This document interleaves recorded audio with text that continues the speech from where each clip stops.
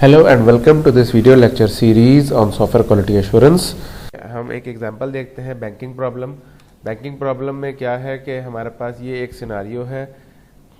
A savings account in a bank has a different rate for rate of interest depending on the balance in the account. In order to test the software that calculates the interest due, identify the ranges of balance values that earn the different rates of interest.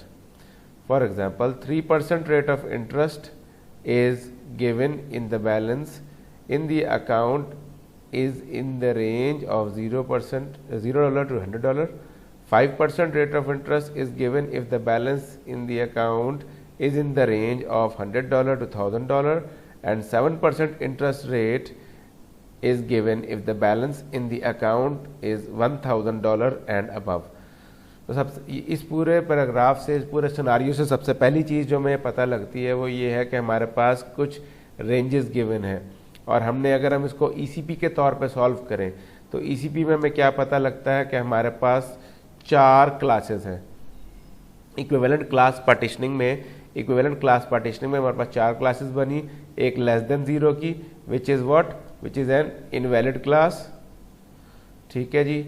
And then we have what 0 to 100, 100 to 1000 and greater than 1000, these are the valid classes.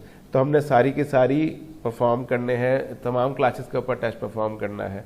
अब इसका एक तरीका तो ये है कि हम randomly testing करें, रैंडम वैल्यूज़ लेते जाएं और हम टेस्ट करते जाएं, जैसे कि आपको यहाँ पे दिख रहा है। हम रैंडम वैल्यूज़ लेते गए तो और हमारे पास इतनी सारी आईडीज़ बनती गई, हमने यहाँ पे रैंडम वैल्यूज़ लेते गए और हमारा जो है ना काम होता गया। बट ईसीपी का ये कॉन्सेप्ट है कि एक क्लास में से आप कोई एक वैल्यू भी लेंगे तो वो पूरी क्लास के लिए, उसका जो आउटपुट है वो पूरी क्लास के लिए वैलिड होगा। तो इसलिए फिर हमारे पास जब यहाँ पे हैं ही 4 क्लासेस हमारे पास, तो हमें सिर्फ 4 टेस्ट केसेस बनाने की ज़रूरत है। 1 2 3 4। ईसीपी के हिसाब से हमें सिर्फ 4 टेस्ट केसेस बनाने की ज़रूरत है। तो हम रेपिटेशंस को हटा देंगे। जब हम रेपिटेशंस को हटा देंगे तो हमारे पास 4 डिफरेंट वैल्यूज़ एक एक क्लास के कॉरस्पॉन्ड करती हुई एक वैल्यूज़ हमने ली, तो हमारे पास जो है वो आप देख सकते हैं कि ये हमारा ईसीपी आया। तो कंक्लूजन क्या हुआ? In case of repetition you only have to delete the duplications of the test cases.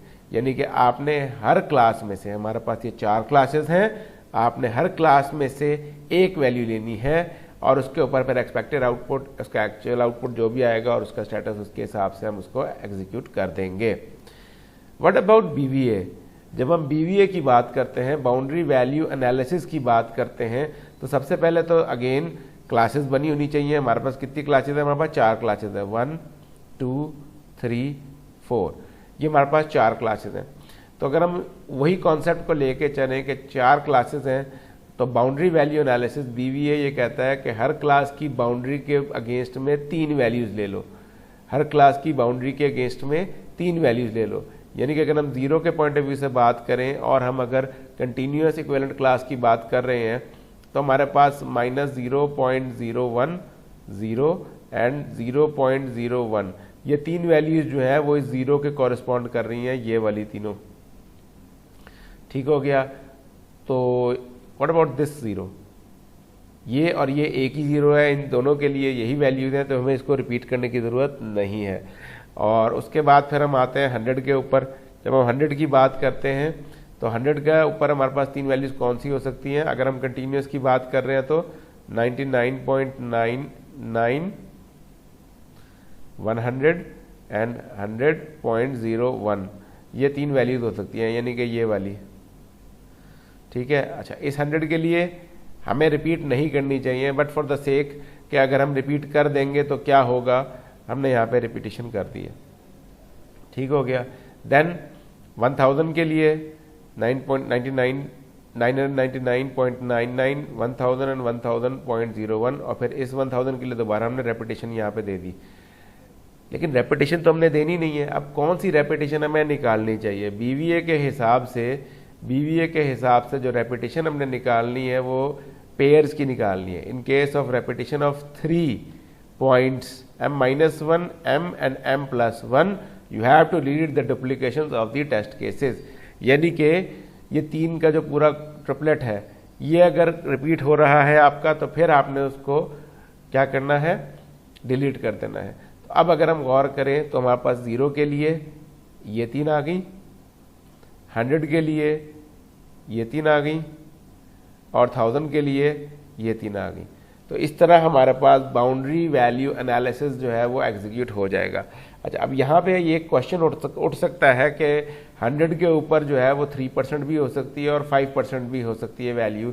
Similarly 1000 के ऊपर 5% भी हो सकती है, 7% भी हो सकती है, और 0 के ऊपर जो है वो नहीं, ये दो पॉइंट्स का हमारे पास इशू आ रहा है कि 2 पॉइंट्स जो है वो आपके पास 2 बाउंड्रीज के अंदर रीच लाई कर रहे हैं, 100 भी और 1000 भी।